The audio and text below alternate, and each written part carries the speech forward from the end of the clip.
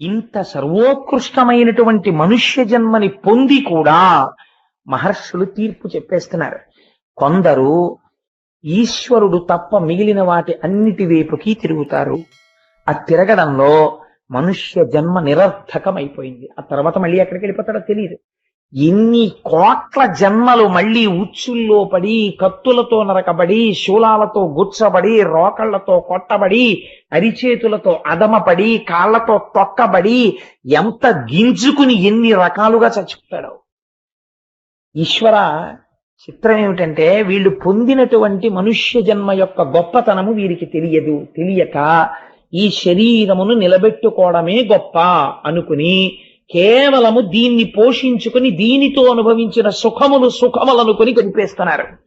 కానీ అరణ్యంలోకి వెళ్ళి దాక్కున్నా ఇది ఉండదు, ఇది దాటిపోతుంది, ఇది వెళ్ళిపోతుంది. అలాంటి శరీరమునందు మగ్నులై వెళ్ళిపోతున్నారు.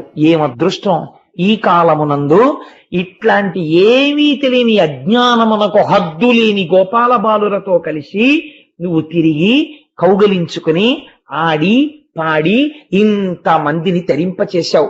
కృష్ణా, నీ లీలలు రాబో కాలంలో విన్నవారిని, చదివిన వారిని, చెప్పిన వారిని, గోవిందనామమును పలికిన వారిని గట్టెక్కించేస్తాయి. అంతటి గొప్ప అవతారాన్ని స్వీకరించావు తండ్రి.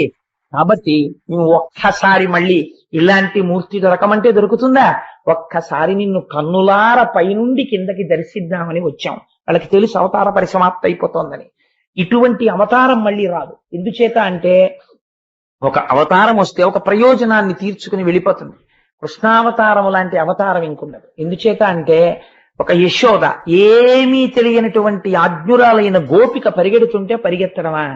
ఏడ్పు తెలియని స్వామి కళ్ళు నిలువుని ఏడవడమా? అమ్మ రోటికి కట్టేస్తే ఏమీ తెలియని వాళ్ళ పాకడమా? నన్ను అమ్మ కట్టేసిందని పొట్ట మీద మచ్చపడేటట్టు ప్రవర్తించడమా? గోపవృద్ధులు కలిసి చెంబు పట్రా అంటే పరిగెత్తుకెళ్లి చెంబు పట్రావడమా? అమ్మ దగ్గర భయం నటించి దాక్కోవడమా? మన్ను తినడమా? అక్రూరుడికి దర్శనం ఇవ్వడమా? గోపకాంతల దగ్గరికి వెళ్ళి వెన్నలు తినడమా? వాళ్లతో ఆడుకోవడమా? యమునా నది ఒడ్డున రాసలీల చెయ్యడమా? ఎన్నో లీలలు ప్రదర్శించడమా? ఇంతగా మమేకమైపోయి ఆవుల తోకలు పట్టుకుని ఆడుకోవడమా? అమ్మ పాట పాడితే నాట్యం చెయ్యడమా? అమ్మ కాళ్ళకి గజ్జెలు పెడితే గజ్జెలు కట్టుకోవడమా? అమ్మ దగ్గరికి వెళ్ళి అమ్మ నాకు ఆకలిస్తోంది అన్నం పెట్టమ్మా అండమా? అన్నము తినడము, ఆకలి వెయ్యడము ఒక వికారం. వికారములకు అతీతమైన వాడు వికారాన్ని ప్రదర్శించడమా? అమ్మ పెడితే తినడమా? పెరగడమా? పెరగడం తరగడం లేని వాడు పెరిగినట్టు కనపడ్డమా? ఇంతమందిని వివాహం చేసుకోవడమా? మా భర్త కృష్ణుడని తరింప చెయ్యడమా? రాక్షస సంహారం చెయ్యడమా? ఇంతటి అవతారమూర్తి అయి, సౌజన్యమూర్తి అయి ఉద్ధరించి అయ్యో వచ్చే తరాలు తరించిపోవాలని భగవద్గీత బోధ చెయ్యడమా? నమ్ముకున్న పాండవుల్ని వెన్నంటి ఉండి రక్ష చెయ్యడమా? ఈశ్వరా, నీలాంటి అవతారం మళ్ళీ వస్తుందా? ఒక్కసారి జుర్రేసుకుందామని వచ్చేసామా? కానీ ఆ మహర్షులు ఆపాదమస్తకం ఆ కృష్ణుడి వంక చూసి పొంగిపోయి, స్వామి తరణంబులు భవదలదికి హరణంబులు దురిత లతల ఆగమముల కాభరణంబులు ఆర్త జనులకు శరణంబులు నీదు దివ్య చరణంబులిలన్. ఎంత గొప్ప మాట చెప్పారో చూడండి వాళ్ళు మహర్షులు. కాబట్టి ఈ భవజలధి సంసారమును దాటడానికి ఏవి ఆధారము? నీ పాదములు ఆధారము. వచ్చేటటువంటి కష్టములు తొలగిపోవడానికి ఏవి ఆధారము? నీ పాదములు ఆధారము. వేదములకు ఆభరణములు ఏవి? నీ పాదములు ఆభరణములు. అటువంటి నీ దివ్యమైనటువంటి చరణారవిందములను ఒక్కసారి ఈ మాంసనేత్రములతో చూడాలని వచ్చాం. మళ్ళీ ఇలాంటి పాదములు దొరుకుతాయా? ఇవి అంగనామంగనామంతరే మాధవం అని కొన్ని వేల మంది గోపకాంతల మధ్యలో ఏమీ తెలియని వాళ్ళ గోపకాంతల చేతులు పట్టుకుని నర్తించిన పాదములు ఈ శ్రీపాదములు. ఈ పాదములను గోపాల బాలురు మా కృష్ణుడు అనుకున్నారు తప్ప శ్రీమన్నారాయణుడని తెలియక ఆడుకున్న పాదములు ఈ పాదములు. ఈ పాదములు వాళ్లతో ఆడుకుంటున్నప్పుడు ఆ పిల్లల్ని తన్నిన పాదములు ఈ పాదములు. లక్ష్మీదేవి అంతటిది వాటికి నమస్కరించడానికి ఉవ్విళ్ళూరుతుందని తెలియక హేళగా ఆ పాదములను ఒళ్ళో పెట్టుకుంటే గోపాల బాలుర చేత ఒత్తబడిన పాదములు ఆ పాదములు. బ్రహ్మ కడిగిన పాదము అని చతుర్ముఖ బ్రహ్మచేత కడిగించుకున్న పాదములు. అట్లాంటి పాదములు గోపకాంతలు పట్టుకుని వాళ్ళు ఆడుకుంటే వాళ్ళతో ఆడుకుని వాళ్ళ దగ్గర పరిగెడుతుంటే ఆ మువ్వల్ని చూసి ఆ చప్పుళ్ళు చూసి వాళ్ళు పొంగిపోయి వాళ్ళు ఆడుకున్న శ్రీపాదములు ఆ పాదములు ఇంతమందిని తరింపచేసిన ఆ పాదాలని ఒక్కసారి చూద్దామని వచ్చాం కృష్ణ అని ఆ పాదముల వంక చూసి స్తోత్రం చేశారు. శ్రీనాయక నీనామము నానాభవ రోగ కర్మ నాశనమునకు విన్నాణంబగు ఔషధమిది కానరు దుష్టాత్ములకట కంజదలాక్ష.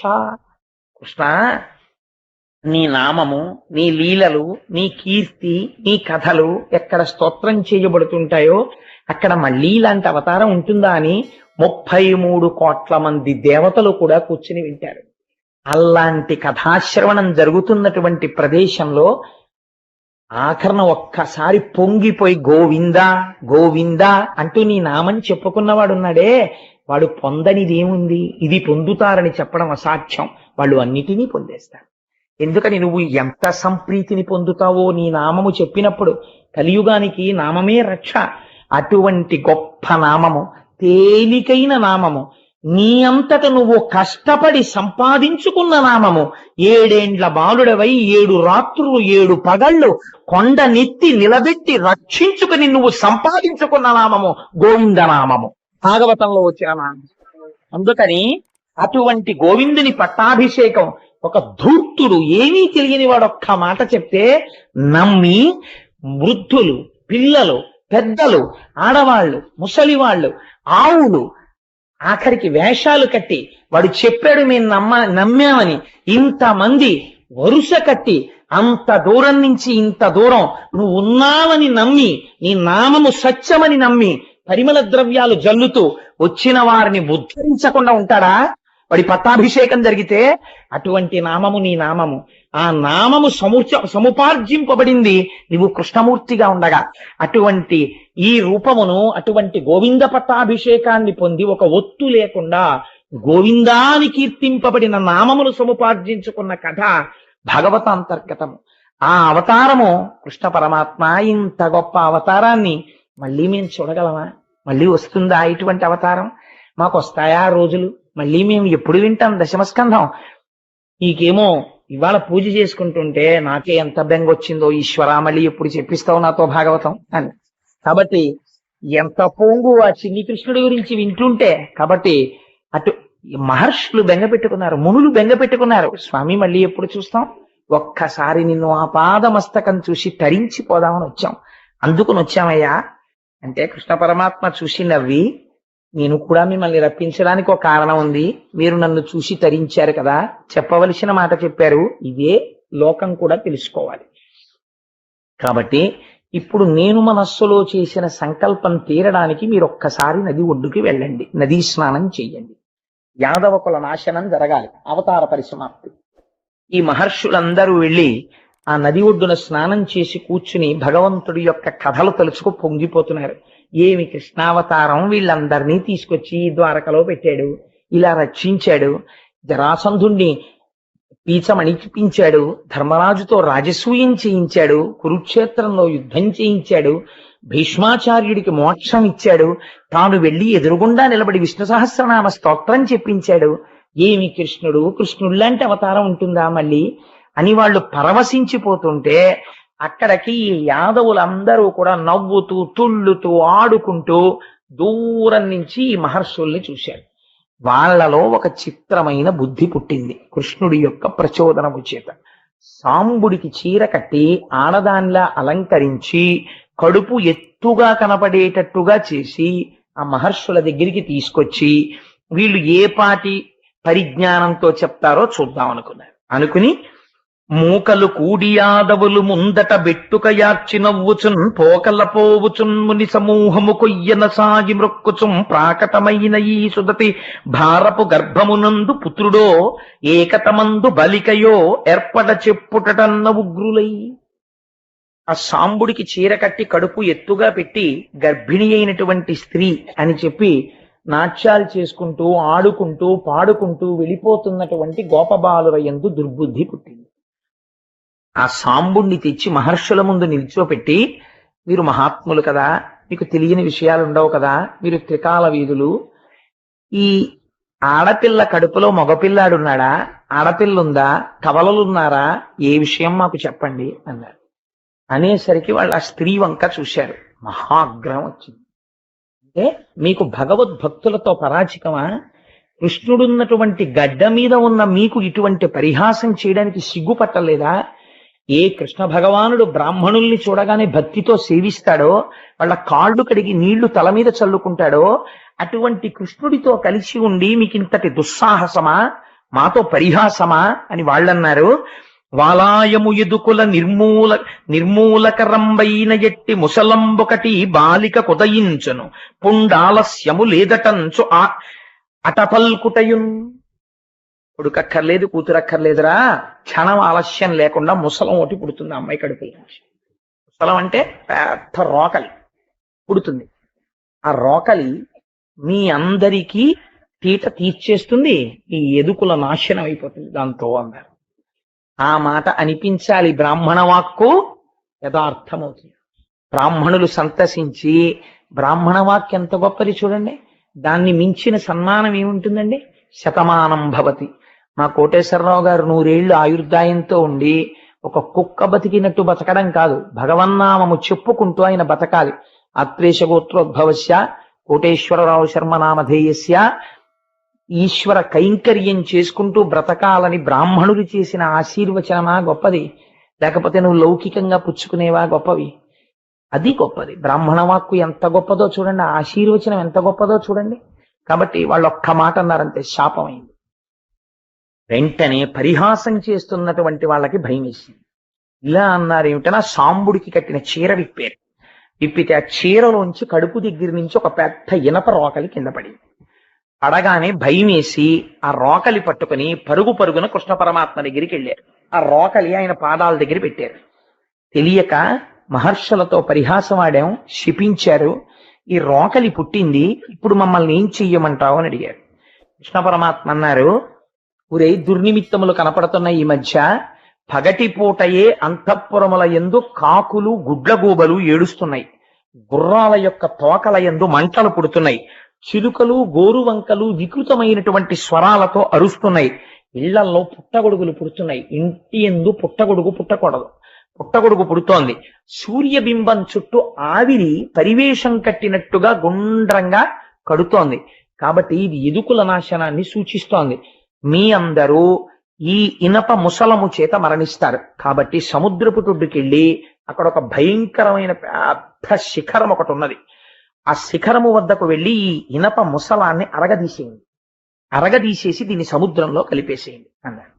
అంటే వాళ్ళు పరుగున ముసలాన్ని పట్టుకుని ఆ శిల దగ్గరికి వెళ్ళారు. వెళ్ళి అటు కొందరు ఇటు కొందరు కూర్చుని ముసలాన్ని అరగదీయడం మొదలెట్టారు. గంధపు చెక్క అరగదీసినట్టు అది కరిగి నల్లటి తెట్టు కారుతోంది. ఈ తెట్టు తీసుకెళ్లి సముద్రంలో కలిపేస్తున్నారు. అరగదీగా ఆఖరికి ఇంత ఇనప ములుకు ఒకటి మిగిలింది. ఈ ములుకు ఏం చేస్తుందిలే, దీన్ని అరగదీయకపోతే ఏమిటి అని ఆ ములుకుని సముద్రంలోకి విసిరేశారు. ఆ ములుకుని ఒక చేప మింగింది. ఒక బోయవాడు పక్షులు దొరక్క చేపలు పట్టుకోవడానికి సముద్రం దగ్గరికి వచ్చాడు. వాడి వలలో ఈ చేప పడింది. వాడి ఇంటికి వెళ్ళి చేప కోశాడు. దాని కడుపులోంచి ఇనప ముళ్ళు పడింది. ఆ ఇనప ముళ్ళు బాణానికి పెట్టుకున్నాడు. ఆ బాణంతో కృష్ణుడిని కొట్టాడు. కాబట్టి ఆ ముసలంలోంచే యాదవకుల నాశనం వచ్చింది. ఆ ఇనప ములుకుని బాణానికి తగిలించుకుని ఈ బాణంతో ఎవరిని కొట్టాలని వాడు తూణీరంలో పెట్టుకు తిరుగుతున్నాడు. ఈలోగా అవతార పరిసమాప్తి జరిగిపోతోంది, ఎదుకుల నాశనం అయిపోతుంది, మీరు తొందరగా ద్వారకా నగరాన్ని విడిచిపెట్టేయండి అని కృష్ణ పరమాత్మ చెప్పడాన్ని ఉద్ధవుడు విన్నాడు. కృష్ణ, నీతో కలిసి ఆడుకున్నాం, నీతో కలిసి పాడుకున్నాం, నీతో కలిసి అన్నం తిన్నాం, నీతో కలిసి సంతోషంగా గడిపాం, ఇలాంటి కృష్ణావతారం అయిపోతోందంటే నేను తట్టుకోలేకపోతున్నాను, నేను ఉండలేను. కాబట్టి నా మనస్సు శాంతించేటట్టు, నిరంతరము నీతో ఉండేటట్టు నాకు ఏదైనా ఉపదేశం చెయ్యి అన్నాడు. అంటే అప్పుడు కృష్ణ పరమాత్మ ఒక అద్భుతమైనటువంటి విషయాన్ని ఉద్ధవుడితో ప్రస్తావన చేస్తారు. ఇది మనందరం కూడా తెలుసుకుని జీవితంలో పాటించవలసినటువంటి తుద ప్రసంగం కృష్ణ పరమాత్మ. దీని తర్వాత ఇంకా వారు మాట్లాడలేదు. అందుకని ఇది లోకాన్ని ఉద్ధరించడానికి ఉద్ధవుణ్ణి అడ్డుపెట్టి చెప్పారు. నేటికి 7వ రాత్రి కలియుగ ప్రవేశం జరుగుతుంది. 7వ రాత్రి లోపల ద్వారకా పట్టణాన్ని సముద్రం ముంచెత్తేస్తుంది. సముద్ర గర్భంలోకి ద్వారక వెళ్ళిపోతుంది. ద్వారకలో ఉన్న వారందరూ మరణిస్తారు. తదనంతరం కలియుగం ప్రవేశిస్తుంది. కలియుగం ప్రవేశించగానే మనుష్యుల యందు 2 లక్షణాలు బయలుదేరుతాయి. ఒకటి అపారమైనటువంటి కోరికలు, 2 విపరీతమైనటువంటి కోపం. ఎవ్వడూ కూడా తన తప్పు తాను తెలుసుకునే ప్రయత్నం కలియుగంలో చెయ్యడు. ప్రతి వాడికి కోపమే, ప్రతి వాడికి కోరికలే. కోరికల చేత, అపారమైనటువంటి కోపము చేత తమ ఆయుర్దాయాన్ని తాము తగ్గించేసుకుంటారు. కోపము చేతని, అపారమైన కోరికల చేతను తిరగడం వల్ల వ్యాధులు వస్తాయి. ఇవాళ చాలా మంది డాక్టర్లు చెప్తుంటారు, మీరు ఇంత టెన్షన్డ్ గా తిరగడం వల్లే బీపీ వస్తుంది మీకు అంటుంటారు. నెర్వస్ టెన్షన్స్ వస్తాయి. అప్పుడే చెప్పేశాడు కృష్ణ పరమాత్మ, వీళ్ళకి వ్యాధులు పొటమరించి వీళ్ళ ఆయుర్దాయాన్ని వీళ్ళు తగ్గించేసుకుంటారు.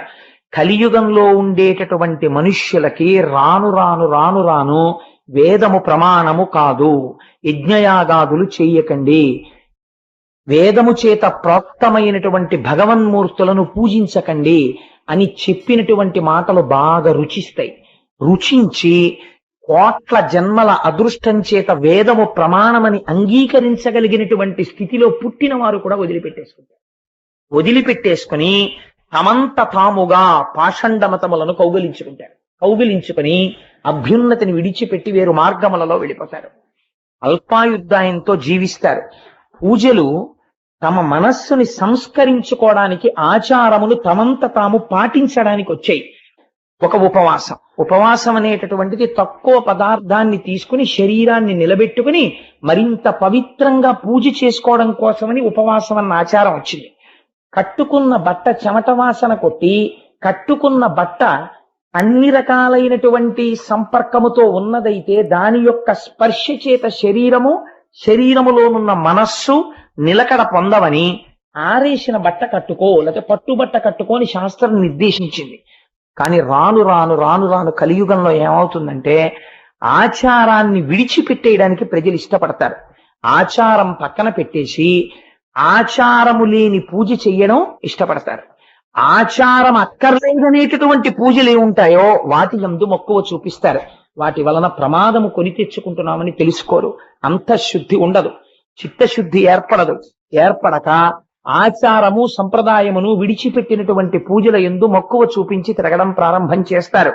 అయ్యో, ఈ ఆచారం పాటించడం అనేటటువంటిది మన మనస్సుని సంస్కరిస్తుంది అని తెలుసుకోవడం మానేసి ఏ పూజ చేస్తే, ఏ రూపాన్ని ఆశ్రయిస్తే ఆచారం అక్కర్లేదని ప్రచారం ఉంటుందో అటువైపుకే తొందరగా అడుగేస్తారు.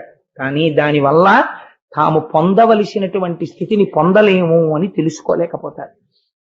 ఇవన్నీ కృష్ణ పరమాత్మ చెప్పిన మాటలన్నీ. ఇంద్రియములకు వశులైపోతారు. ఎప్పుడూ ఇంద్రియములకు బానిసలై ఇంద్రియము చెప్పిన మాటని ఎదురు తిరిగి నేను ఎందుకు అనుభవించాలని అడిగేవాడు ఉండడు. మనస్సు కంటితో అనుభవించంటే బానిస అయి తిరుగుతాడు, చెవితో వినమంటే బానిస అయి తిరుగుతాడు. ఎందుకు అలా చేస్తామని అడిగితే అధిక్షేపిస్తాడు. ముఠాలు కడతారు, సంఘాలు కడతారు, కొట్టుకుంటారు. రాజులే ప్రజల సొమ్ము దోచుకుంటారు, ప్రజలు రాజుల మీద తిరగబడతారు. ఎవడికి యోగ్యతని బట్టి గౌరవం ఉండదు, వాడి పాండిత్యమును బట్టి గౌరవం ఉండదు, వాడి భక్తిని బట్టి గౌరవం ఉండదు. ఏ రకంగా ఆర్జించాడన్నది ప్రధానం అవ్వదు కలియుగంలో, ఎంత ఆర్జించాడన్నది ప్రధానం. ఎవడికి ఐశ్వర్యం ఉందో వాడే పండితుడు, ఎవడికి ఐశ్వర్యం ఉన్నదో వాడే పెద్ద పెద్ద దేవస్థానాలకి ట్రస్టీ. వాడికి ఆచమనం చేయడం కూడా చేత కాకపోవచ్చు, కానీ వాడు ట్రస్టీగా ఉంటాడు.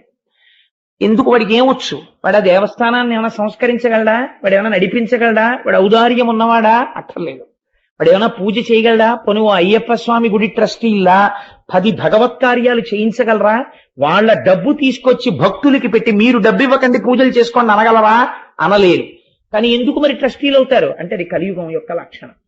కాబట్టి పనికి మాలిన వాళ్ళు వెళ్ళి ఆలయాల నిర్వహణలో పూనుకుని ఈశ్వరుని యొక్క స్వరూపాన్ని ప్రజలకి అందించడంలో భంగపాటుకి గురైపోతారు. కాబట్టి అందరూ ఎంతసేపు గుళ్ళ చుట్టూ తిరిగే వాళ్లే కానీ అసలు కలియుగంలో వెళ్ళవలసినటువంటిది భగవంతుడి పాదములను గట్టిగా పట్టుకుని తరించిపోయినటువంటి మహాపురుషులైన వాళ్ళు ఉన్నారు. ఒక రమణ మహర్షి, ఒక రామకృష్ణ పరమహంస, అటువంటి మహాపురుషులు వెళ్ళిపోవచ్చు. కానీ వాళ్ళు తిరుగాడిన ఆశ్రమాలు ఉన్నాయి. అటువంటి ఆశ్రమాలకు వెళ్ళి మన కాలు పెట్టి తొక్కాలి, కానీ ఆశ్రమాలకు వెళ్ళరు. అటువంటి ఆశ్రమాలకి వెళ్లి కాళ్ళు పెట్టాలి, అటువంటి మహాపురుషుల యొక్క మూర్తుల్ని సేవించాలి. కానీ అక్కడికి వెళ్ళరు. వెళ్లకుండా హీనమైనటువంటి భక్తితో కోర్కెలు తీరడానికి ఎవరిని పట్టుకుంటే సులువుగా తీరుతాయి, ఇదే ప్రశ్న అడుగుతారు. ఈశ్వరుడు యందు భేదం చూస్తారు. ఈ మూర్తిని పట్టుకుంటే కోరిక తీరుతుంది, ఈ మూర్తిని పూజించాలని ఆ మూర్తికి తెలిస్తే కోపం వస్తుందేమో అంటాడు. కానీ ఒక్క మూర్తియే ఇలా ఉందని తెలుసుకోరు. ఈశ్వరుడు యందు భేదబుద్ధి గోచరిస్తుంది. కాబట్టి ఉద్ధవ, నేను నీకొక్క మాట చెప్తాను, ఈ వాక్యాన్ని నువ్వు బాగా జ్ఞాపకం పెట్టుకో. ఇదే నేను మొన్న గోవింద పట్టాభిషేకం జరుగుతుండగా నా మనసుని తొలిచేసిన వాక్యం. ఈ ప్రపంచమునందు ఉన్నదంతా డొల్లయే అని నువ్వు తెలుసుకోవడానికి నీకు ఒక గొప్ప యాసిడ్ టెస్ట్ చెప్పేస్తున్నాను. ఇంద్రియముల చేత నీకు ఏది సుఖాన్ని ఇస్తోందో అదంతా డొల్లా, అది నీ మనుష్య జన్మని పాడు చేయడానికి వచ్చిందని గుర్తుపెట్టుకో. ఎంత గొప్ప మాట చెప్పేశాడో చూడండి. దీని నుంచి దాటాలని నువ్వు అనుకుంటున్నావా? నీకు నేను ఒక మాట చెప్తాను. ఇక్కడి నుంచి బదరికాశ్రమానికి వెళ్ళిపో. బదరికాశ్రమానికి వెళ్ళిపోయి కలియుగంలో నామాన్ని గట్టిగా పట్టుకోవడం నేర్చుకో. ఈశ్వర నామాన్ని విడిచిపెట్టకు. గట్టిగా భగవంతుని యొక్క నామం పట్టుకో. చాలా మంది చాలా విషయాల్ని గజిబిజి చేసేసి అనేక రకాలుగా చెప్పేస్తారు. అసలు ఏది ఏమిటో ఉద్ధవా నేను నీకు చెప్పేస్తాను. ఇవి బాగా జీవితంలో జ్ఞాపకం పెట్టుకో. ఎవరైతే ప్రయత్నపూర్వకంగా కొంతకాలం మౌనంగా ఉంటారో, చంద్రశేఖర పరమాచార్య స్వామి బయటికి వచ్చి ఒక్క మాట మాట్లాడితే లక్షల మంది అర్రులు చాచేవారు. అటువంటి చంద్రశేఖర పరమాచార్య స్వామి వారు స్వయముగా బ్రహ్మమైపోయారు. వారికి పూజ ఎందుకండి? ఒరుగంటి పూజ అని ప్రతిరోజు గంట సేపు పూజ చేసేవారు. అలాగే ప్రయత్నపూర్వకంగా కొన్నాళ్ళు మౌన దీక్షలో వెళ్ళిపోయేవారు, మాట్లాడేవారు కాదు. మహాత్ములైన వాళ్ళు మనకి మార్గం చూపిస్తారు ఎలా బ్రతకాలో. కాబట్టి మౌనము, ఇంద్రియ నిగ్రహము, జపము, తపస్సు, మంత్రమును అనుష్ఠానము చేయుట, భగవన్మూర్తి ముందు కూర్చొనుట, ఈశ్వరుణ్ణి సేవించుట. ఒక సెలవు దినం వస్తే ఎలా గడపాలని కాదు, ఒక 4 గంటలో 5 గంటలో మన ఇంట్లో కాసేపు కూర్చొని భార్య భర్త కూర్చుని ఒక స్తోత్రం చేసుకుందాం, ఇలాంటి ఆలోచనలు రావు. కానీ ఎవరు వీటిని పాటించడం మొదలు పెట్టారో వాళ్ళు మెట్లు ఎక్కడం మొదలు పెట్టేస్తారు. ఉద్ధవా, జ్ఞాపకం పెట్టుకో. కాబట్టి మౌనము, జపము, తపము, నామము, పూజ ఇవి ప్రారంభించాలి. క్రమముగా దీని వలన నేనేమిస్తాను? ఇంద్రియములకు లొంగని స్థితిని ఇస్తాను. ఇంద్రియాలని బలవంతంగా తొక్కపెట్టడం వేరండి. ఎందుచేతనో తెలుసా? ఒకడు అక్కడే గోనె సంచులున్నాయి, ఆ గోనె సంచుల్ని తీస్తుంటే పాము ఇలా ఇలా వచ్చేసింది. వాడు కంగారులో ఆ పావుని దూరంగా పారేద్దామని ఇలా పట్టేసుకున్నాడు. పట్టుకోవడంలో అది కరవడానికి వీలు లేకుండా పావును పట్టుకున్నాడు. ఇప్పుడు మీరు ఒక మాట చెప్పండి, నాకు ఇలాంటి యథార్థమైన సంఘటన ఒకటి తెలుసు, అందుకే దీన్ని ప్రయోగించాను నేను. ఈ చేత్తో పావుని పట్టుకున్నవాడు పావుని గెలిచాడా? అనుకోకుండా పావుని పట్టుకున్నాడు. పావుని పట్టుకున్నాడు. నేను మృత్యువుని గెలిచాను, పావుని గెలిచానని వాడు అనగలడా? అనలేడు. పావు తోక కింద తిరుగుతూ ఉంటుంది ఊపుతూ. వాడికి ఇప్పుడు ఈ పట్టుకున్న పావుని ఎలా విసిరేయాలో తెలియదు.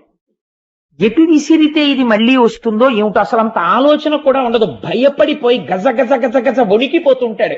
వాడు జయించాడా పావుని? పాము చేత వీడు జయింపబడచ్చా? చెప్పలేదు. ఇంద్రియాల్ని బలవంతంగా అణిచిపెట్టిన వాడి స్థితి అంటే. అందుకే ఇంద్రియానికి కావలసిన సుఖం వేదం ఏం చెప్పిందో ఆ సుఖమునివ్వాలి. అందుకే ఆశ్రమములన్నిటిలో నేను ఏ ఆశ్రమమునయ్యున్నానో తెలుసా? నేను గృహస్థాశ్రమమయ్యున్నాను అని చెప్పాడు కృష్ణుడు. ఎందుచేత? ధర్మబద్ధమైపోయింది సుఖమంతా. ఈ ఇంద్రియములు ఏ సుఖాన్ని పొందవచ్చో ఆ సుఖమును నువ్వు హాయిగా వేదము చెప్పిన సుఖాలని అనుభవించవచ్చు. వేదము ఎలా చెప్పిందో అలా అనుభవించవచ్చు. అనుభవించి ఇది సుఖము కాదు, ఇది సుఖంలా కనపడుతోంది అంతే అని సత్యాన్ని తెలుసుకోగలవు. కాబట్టి ఇప్పుడు నీ ఇంద్రియములకు లౌల్యం ఉండదు. ఇంద్రియాలని గెలవడం అంటే ఏమిటో తెలుసా అండి? ఒక వస్తువుని చూసి ఇంద్రియంలో చాంచల్యం రాకుండా ఇలా కళ్ళు మూసేసుకుని, అమ్మో నేను చూడండి బాబాయ్ చూస్తే నా మనసు పాడైపోతుందని కళ్ళు మూసుకోవడం ఇంద్రియాలని గెలవడం కాదు. కళ్ళు తెరిచి ఆ వస్తువు వంక చూస్తూ మా జగన్మాత అని మీరు అన్నారు అనుకోండి. ఒక స్త్రీ, ఒక అందమైన స్త్రీ, ఎందుకు దాపరికం? నేను ఒక ఉదాహరణ చెప్పేస్తాను. ఒక అందమైన స్త్రీని అలా వెళ్ళిపోతోంది అనుకోండి, వెళ్ళిపోతుంటే వెంటనే పురుషులకు లౌల్యము కలిగింది అనుకోండి, వాడు పాపం మూట కట్టేస్తున్నాడు మనస్సు చేత. దాన్ని నివర్తయ మనోమత్త స్వజనే క్రియతాం మనః అంటది సీతమ్మ. వాడొక్కసారి వెంటనే నా చేత రోజు పూజలు అందుకునేటటువంటి నా తల్లి పార్వతీదేవి ఇవాళ నీ కంటికి కనపడతానని జగన్మాత నడుస్తోంది, ఏమి నా అదృష్టం అన్నాడు అనుకోండి, వాడు పుణ్యం మూట కట్టేసి. అలా ఎప్పుడు అనగలడు? ఏమి సుఖం నాకు తెలియదా, ఎందుకొచ్చిన చూపు, దిక్కుమాలిన చూపు, నేను మా జగన్మాతని చూస్తానన్నాడు అనుకోండి, వాడు తరించిపోయాడు. కాబట్టి సుఖము కాదని తెలుసుకోవడానికి ఆశ్రయనీయము గృహస్థాశ్రమము. అందుచేత అటువంటి గృహస్థాశ్రమం ఇంద్రియములకు లొంగనటువంటి స్థితికి ఒకడు ఎదుగుతున్నాడు. అలా ఎదిగిన వాడెవడున్నాడో వాడు శమమును పొంది ఉన్నాడు. దాన్ని శమం అంటారు ఉద్ధవ. మనోనిర్మలత్వము, మనస్సు ఎందు నిర్మలంగా ఉంటాడు, ఎప్పుడు హాయిగా ఉంటాడు, ఈశ్వరుణ్ణి సేవించుకుంటూ ఉంటాడు. తాను భగవంతుణ్ణి ఏది పూజా మందిరంలో చూశాడో అదే లోకమంతటా చూస్తుంటాడు. బెంగ పెట్టుకోడు, కృష్ణావతారం అయిపోయిందని. కృష్ణావతారం అయిపోవడం ఏమిటి, నాకు కనపడుతున్న వాళ్ళందరూ కృష్ణ స్వరూపాలే అంటాడు, పొంగిపోతాడు. కాబట్టి ఇప్పుడు ఏమైపోయింది, సమత్వ బుద్ధితో ఉంటాడు. ఇటువంటి దాన్ని విద్య అని పిలుస్తారు. ఇది తెలియక వాడు వేరు నేను వేరు అని ఎప్పుడు కుచ్చిత బుద్ధితో ఉండి పైకి ఎలా కనపడినా, ఎంత పవిత్రమైన వాళ్లే కనపడినా లోపల పరమ కుళ్ళు బుద్ధితో ఉన్నవాడెవడున్నాడో వాడు అవిద్యయందున్నాడు. వాడు విద్యయందు లేడు, వాడికి విద్య తెలియదు. చిత్తశుద్ధి, తృప్తి, నాకు ఈశ్వరుడు ఏమి ఇవ్వలేదు అన్న తృప్తితో ఉండగలిగిన వాడెవడున్నాడో వాడు దమమును పొంది ఉన్నాడు. మీకు తీసుకొచ్చి ఇంత అన్నం పెట్టేశారనుకోండి, మీరు తినగలరా? మీ కడుపు నిండడానికి ఇంత అన్నం దొరికింది అనుకోండి, చాలు. ఇంత అన్నం ఇవాళ తినడానికి ఈశ్వరుడు ఇచ్చాడు, అది నమలడానికి పళ్ళు ఇచ్చాడు, పళ్ళు ఉంచాడు, కడుపులోకి వెళ్ళిన దాన్ని జీర్ణం చేస్తున్నాడు, చాలు. ఇంకింతకన్నా ఏం కావాలి నాకు? ఇంట్లో 10 బస్తాలు ఉంటే తింటానా ఈ పూట? చాలు. ఏ పూట కా పూట నాకు ఆకలేసినప్పుడు వెంటనే అన్నం దొరికేట్టు ఈశ్వరుడు చేస్తున్నాడు. ఇంకింతకన్నా ఏం కావాలి? ఇది నమ్మాడు కావ్యకంత గణపతి ముని. కాబట్టి అరుణాచలం వెళ్ళి తమ్ముడు ఏడుస్తున్నాడు అన్నం లేదని. వెళ్ళి ఒక బ్రాహ్మణ గృహం కనబడింది. ఆ బ్రాహ్మణ గృహం ముందు నిలబడి భవతి భిక్షాం దేహి అన్నాడు. కాలి గజ్జలు గల్లుమంటూ ఒక ఆవిడ బయటికి వచ్చి, అయ్యో నాయన ఆకలితో ఉన్నారా, రండిని కూర్చోపెట్టి అన్నం పెట్టింది. ఇద్దరు అన్నం తినేశారు అన్నదమ్ములు. తాంబూలం వేసుకుని ఆయన అరుగు మీద పడుకోండి అంది. అమ్మా ఇంటాయన నీరమ్మా అన్నారు. ఇంటాయన లోపల ఉన్నాడయ్యా, ఆయన దర్శనమంతా తేలిగ్గా దొరికేది కాదులే అంది. ఆయన తాంబూలం వేసుకుని ఆవిడ దక్షిణ ఇచ్చిన దక్షిణ కూడా ఉంది. అన్నదమ్ములు ఇద్దరూ అలిసిపోయి కడుపు నిండా తిని అరుగు మీద పడుకున్నారు. మర్నాడు తెల్లవారుజామున తెలివచ్చింది. తల్లి నిన్న రాత్రి ఆకలితో ఉన్నప్పుడు అన్నం పెట్టింది, ఆ అమ్మకో నమస్కారం అనుకుని చూశాడు. అది గణపతి గుడి యొక్క అరుగు. ఎక్కడి నుంచి వచ్చింది? నమ్ముకున్న వాడికి నమ్ముకున్నంత. నీకు ఆకలేసినప్పుడు అన్నం పెట్టడానికి జగదంబ నీ వెంట తిరిగితే నీకు ఇంకే ఐశ్వర్యం కావాలి? నువ్వు నమ్ముకుని అమ్మని ఇక్కడ సుప్రతిష్ఠితం చేసుకుంటే నీకు ఇంకింతకన్నా ఏ ఐశ్వర్యం కావాలి? సమస్త జగదాధారుడు నావాడై ఉన్నాడు అన్న తృప్తి కలిగి ఉండడం దమం. ఎవడు ఈశ్వరుడు యందు భక్తితో ఉండి నియమపాలనం చేస్తాడో అది నిజమైన సుఖం. ఎవడు ఈ శరీరంతో అన్ని అనుభవిద్దామని దాచేసుకుంటాడో, ఈ శరీరం ఉండిపోతుందని నమ్ముకుంటాడో అదే దుఃఖం.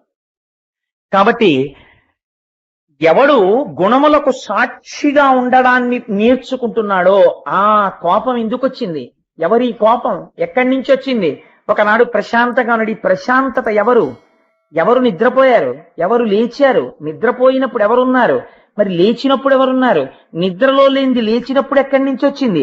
లేచినప్పుడున్నది నిద్రలో ఏమైపోయింది అని తనలో తను ఎవరు విచారణ చేసుకుని జాగృత, స్వప్న, సుషుప్తి అనబడే 3 అవస్థలకి సాక్షిగా ఉంటున్నాడో వాడే ఈశ్వరుడై నాదో ఏకమైపోతున్నాడు. కాబట్టి ఇది తెలుసుకోవడానికి ప్రయత్నము చేయని వాడు చిల్లున్న మట్టి కుండలో నీళ్లు పోసుకుని రాత్రి తాగుదాం అనుకున్న పిచ్చివాడు. ఆయుక్షీణం అయిపోతుంది వాడికి, కన్నంలో నీళ్లు కారిపోతున్నాయి, ఇంకా ఎప్పుడో ఏదో తెలుసుకుందాం అనుకుంటాడు. అవకాశం వచ్చినప్పుడు తొందరగా తెలుసుకుని దాన్ని తీసుకొచ్చి ఆచరణలో పెట్టుకోలేనటువంటి మూఢుడు వాడు. చిల్లుకుండ యందు నీరు పోసుకుని రాత్రి తాగుదాం అనుకున్న మౌఢ్యం ఉన్నవాడు. కాబట్టి ఇవి అన్ని బాగా నిలబడడానికి ఉద్ధవా ముందు నువ్వు ఒక ప్రయత్నాన్ని ప్రారంభించు. ఏం చేస్తావు? కంచుతో కాని, సీసంతో కాని, వెండితో కాని, బంగారంతో కాని నా మూర్తిని చేసి ఇంట పెట్టుకో. ఇందుచేత సాత్వికమైన మూర్తిని తీసుకొచ్చి ఇంట్లో పెట్టి పువ్వులు వేయడం మొదలు పెడితే ఆ మూర్తి ఏం చేస్తుందో తెలుసా? మొదట్లో నువ్వు పెట్టింది అది తింటోంది అనుకుంటావు, నైవేద్యం పెట్టి. నువ్వు వేసిన పువ్వులు అది పుచ్చుకుంటోంది అనుకుంటావు. అది క్రమంగా ఏం చేస్తుందో తెలుసా? నీ అహంకారాన్ని అది తినేయడం మొదలు పెడుతుంది. మొదలుపెట్టి క్రమక్రమంగా దాని మీద ఆధారపడతావు. నాదే ఉందయ్యా, నువ్వు కూడా ఆశీర్వచనం చేస్తేనే ఈ పని అవుతుంది అంటావు. క్రమక్రమంగా అసలు నేను అన్న పదార్థం ఇక్కడే ఉంది, అదే ఇక్కడున్నది అంటాడు. విగ్రహారాధనాన్ని చేతకాని వాళ్ళై మన వాళ్ళు పెట్టలేదండి. మనస్సు తొందరగా నిలబడడానికి ఏదో ఒక ఆలంబనం దొరకాలి కాబట్టి ఒక మూర్తిని పెట్టాడు. ఒక మూర్తిని పెడితే మనస్సు లగ్నం అవుతుంది. తర్వాత ఏం చేస్తాడు? అక్కడున్న మూర్తే ఇక్కడ ఒక జ్ఞానం ఇస్తాడు. ఏమిటా జ్ఞానం? ఓరి పిచ్చాడా, నీ పూజా మందిరంలో ఇలా పాల సముద్రంలో పడుకున్నట్టుగా నన్ను పెట్టుకుని పూజ చేస్తున్నావే, అలా ప్రతి జీవి గుండెల్లో నేను ఇలా పడుకుని ఉన్నాను.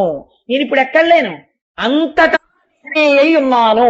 అంతర్బహిష్య తత్సర్వం వ్యాప్య నారాయణ స్థిత. ఎక్కడ చూసినా ఇలా పాల సముద్రంలో పడుకున్న నారాయణుడే సభాస్వరూపముగా సదాశివుడు నిండిపోయి కనపడుతున్నాడు.